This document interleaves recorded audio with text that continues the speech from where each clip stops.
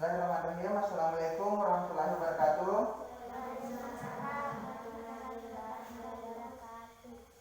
Bagaimana hari ini? Apakah semuanya sehat? Ada yang sakit? Alhamdulillah tidak ada yang sakit. Semua semangat? Pelajaran. Siapa di antara anakku yang ingin memimpin temannya berdoa?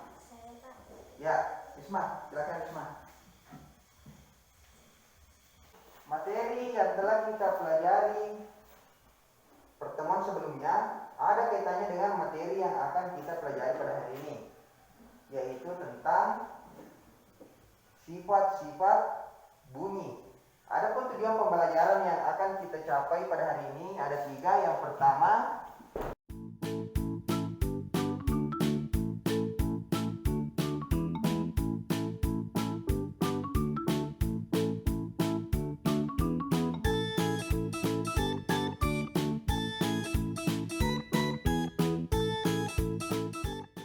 pembelajaran yang akan kita capai pada hari ini. Nah, kemudian Bapak ingin bertanya kepada anakku.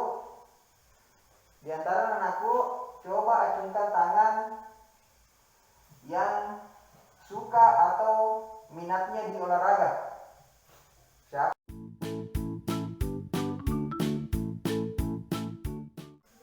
Kemudian yang senang dengan kesenian.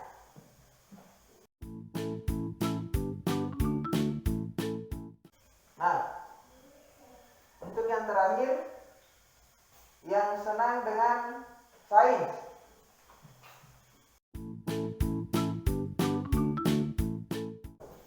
Nah, jadi ada 3 minat pemetaan minat yang Pak Guru lakukan. Ada olahraga, ada kesenian, dan ada sains.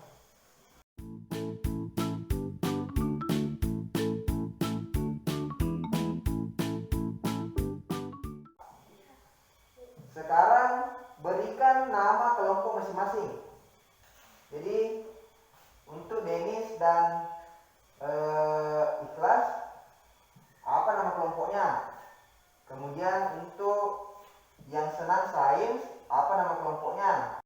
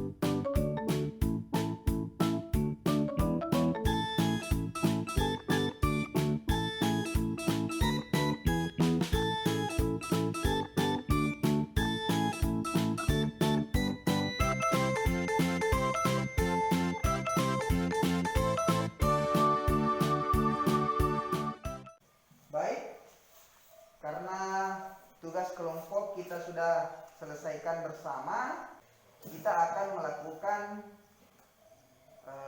teknik STOP atau stop. Baik, mari kita lakukan bersama.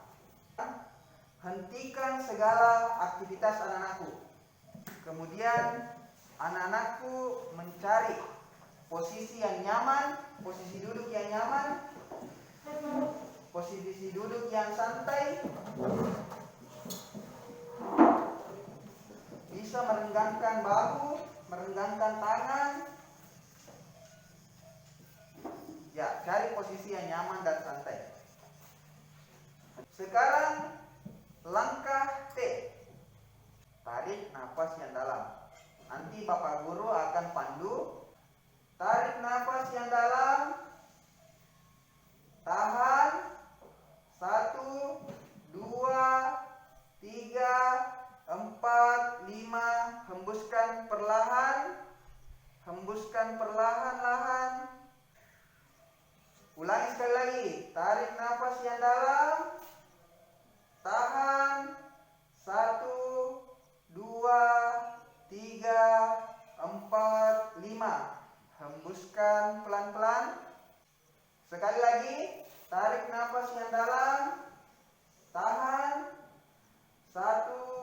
2, 3, 4, 5.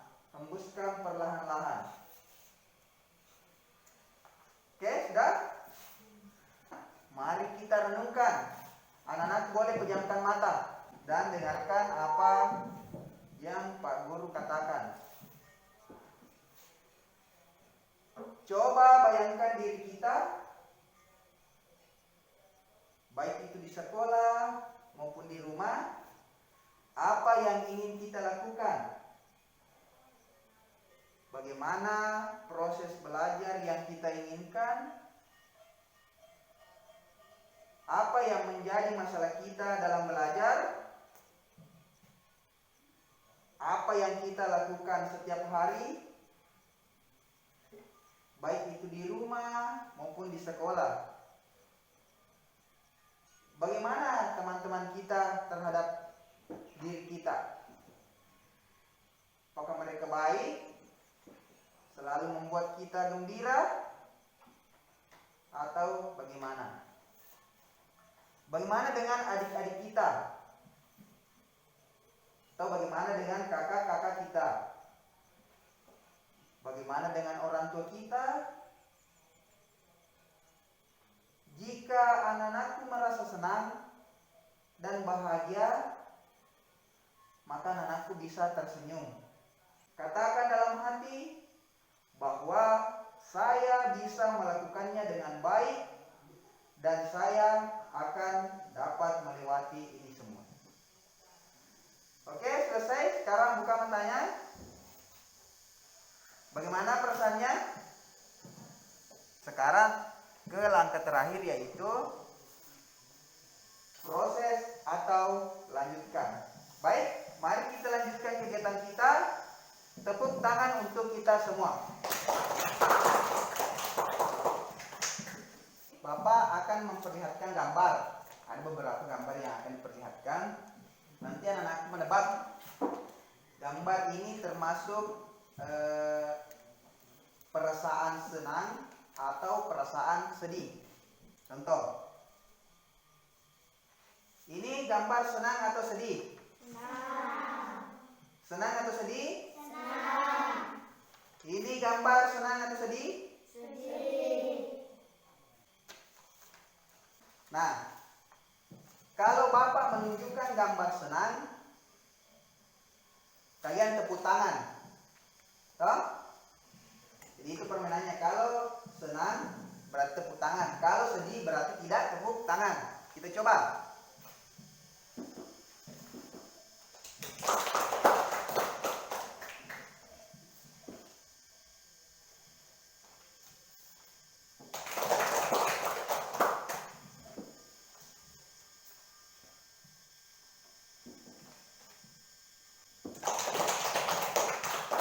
Ya, bagus.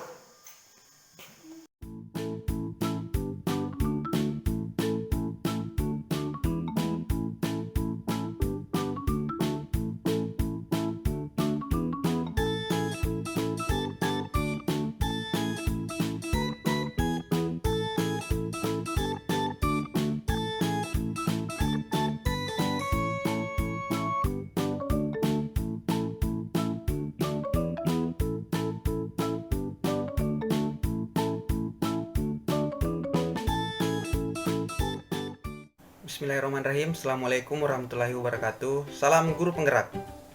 Bapak Ibu guru yang hebat, saya telah melaksanakan pembelajaran di kelas di mana dalam prosesnya saya mengimplementasikan pembelajaran berdiferensiasi dan pembelajaran sosial emosional seperti apa yang saya dapatkan pada pembelajaran modul 2 ini. Perasaan saya saat merencanakan pembelajaran tersebut, saya merasa sangat termotivasi dan memiliki ekspektasi yang tinggi. Seperti yang kita ketahui bersama bahwa pembelajaran berdiferensiasi dan pembelajaran sosial emosional ini merupakan hal yang baru bagi kita, meskipun tidak bisa dipungkiri bahwa pada hakikatnya sering kita lakukan selama ini. Pada saat saya menyusun rencana pelaksanaan pembelajaran, saya merasa bahwa untuk lebih tercapainya proses yang saya laksanakan, maka perlu dicantumkan di dalam RPP tersebut bagaimana langkah-langkah pelaksanaan pembelajaran berdiferensiasi itu, baik itu diferensiasi konten, diferensiasi proses, dan diferensiasi produk. Begitupun dengan kompetensi sosial emosional perlu dimunculkan agar pembelajaran lebih terarah dan berhasil. Nah, kemudian pada saat saya melaksanakan proses pembelajaran, saya merasa sangat antusias karena saya ingin melihat bagaimana respon atau perasaan murid serta hasil belajarnya ketika saya sebagai guru menerapkan pembelajaran berdiferensiasi dan pembelajaran sosial emosional ini. Meskipun pada awalnya saya agak kewalahan menuntun murid dalam proses, akan tetapi setelah berjalan lebih lama, saya merasa bahwa untuk mewujudkan merdeka belajar dan pembelajaran berpihak pada murid memang sangat penting untuk mengimplementasikan pembelajaran berdiferensiasi dan pembelajaran sosial emosional ini. Dengan mengimplementasikan pembelajaran berdiferensiasi dan pembelajaran sosial emosional ini, saya melihat murid lebih antusias atau lebih mampu mengeksplor dirinya dan lebih bersemangat dalam mengikuti pembelajaran jika dibandingkan dengan pengalaman-pengalaman yang lalu. Ada perubahan yang cukup terlihat dari murid jika kita mengimplementasikan pembelajaran berdiferensiasi dan pembelajaran sosial emosional ini.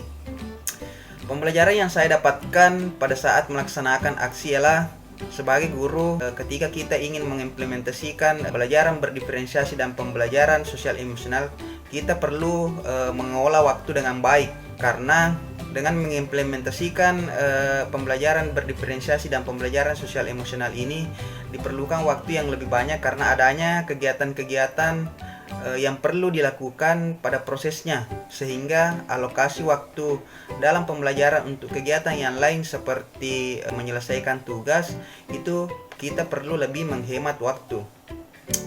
Tadi saya merasa agak kewalahan terkait waktu, mungkin karena saya belum terampil dan terbiasa dalam mengimplementasikannya. Kemudian hal lain yang saya dapatkan pada saat mengimplementasikan pembelajaran berdiferensiasi dan pembelajaran sosial emosional adalah bahwa sebagai guru sepatutnya kita menuntun murid dalam proses pembelajaran sesuai dengan kodratnya masing-masing. Kemudian selain itu, murid juga perlu diberikan pemahaman tentang bagaimana mengolah aspek sosial dan aspek emosionalnya. Tidak bisa kita pungkiri bahwa tentu murid memiliki karakteristik yang beragam. Maka dari itu tentu murid perlu pengenalan emosi diri, rasa empati terhadap sesama, kemampuan berinteraksi, pengambilan keputusan yang bertanggung jawab, dan lain sebagainya. Kemudian untuk perbaikan kedepannya, saya akan berusaha mencari referensi-referensi yang relevan tentang pembelajaran berdiferensiasi dan pembelajaran sosial emosional ini. Saya akan berdiskusi dengan rekan-rekan CGP yang lain tentang pengalaman-pengalaman mereka dalam mengimplementasikan pembelajaran berdiferensiasi dan pembelajaran sosial emosional. Dan yang tidak kalah pentingnya, saya akan lebih berusaha mengolah waktu dalam pembelajaran sehingga kedepannya saya tidak kewalahan lagi ketika saya melaksanakan pembelajaran. Mungkin cukup yang sempat saya sampaikan. Lebih dan kurangnya mohon dimaafkan. Wassalamualaikum warahmatullahi wabarakatuh. Salam guru penggerak.